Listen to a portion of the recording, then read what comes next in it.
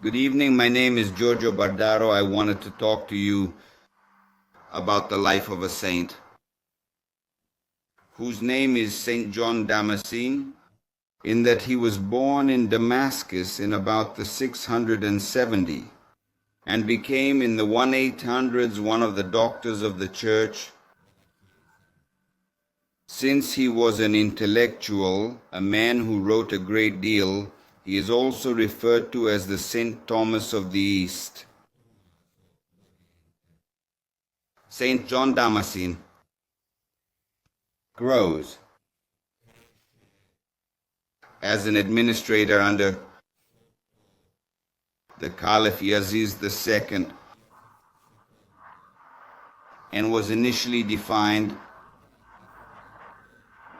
to the Muslims a very respectable person. Then with the expansion, so of the Muslims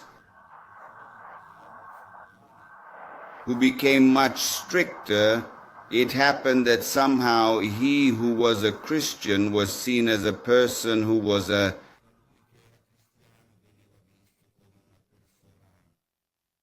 infidel, basically.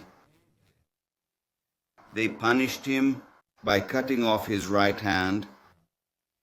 The story goes that this right hand cut off he, without asking anything in Allah, donated in devotion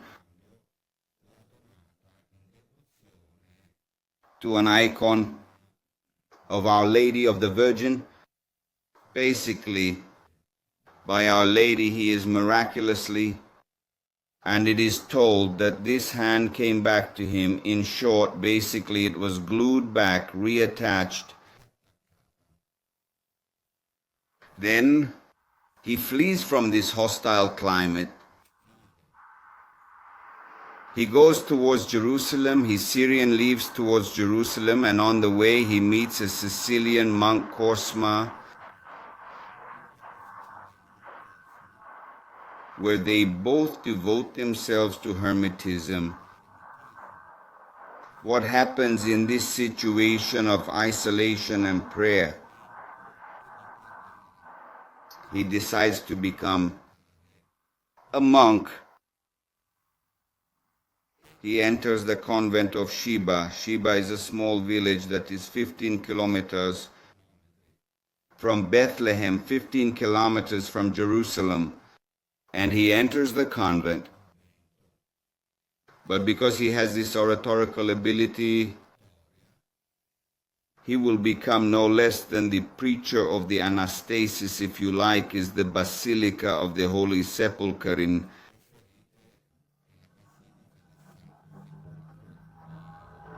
Jerusalem, and there he will be. Defined as a hero of the faith, but basically Saint John Damascene is remembered because in the 726, the Emperor Leo III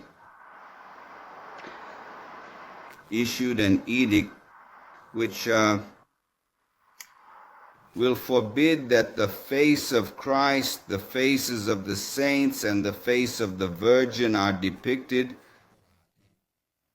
which is the so-called period of iconoclasm, while Saint John Damascene is against that the faces of the saints, the Virgin and Christ, are not depicted, in fact, in a context of comparison with other religions. The Jews, the Muslims, will say, but I can also understand your choices, but basically they are different from those of a Christian because your God remains solely and exclusively in the highest heaven, whereas for us Christians Jesus was reincarnated. So having been a man,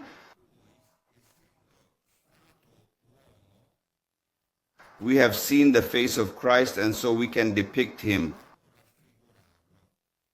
I point out that this period of iconoclasm from about the 18th century to the 19th century 36, until with Theodora it would then be abolished, there was really an incredible struggle, because anyway they were going to punish the disobedient.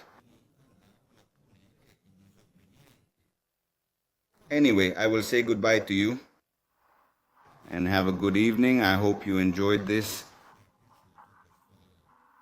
little story. Bye.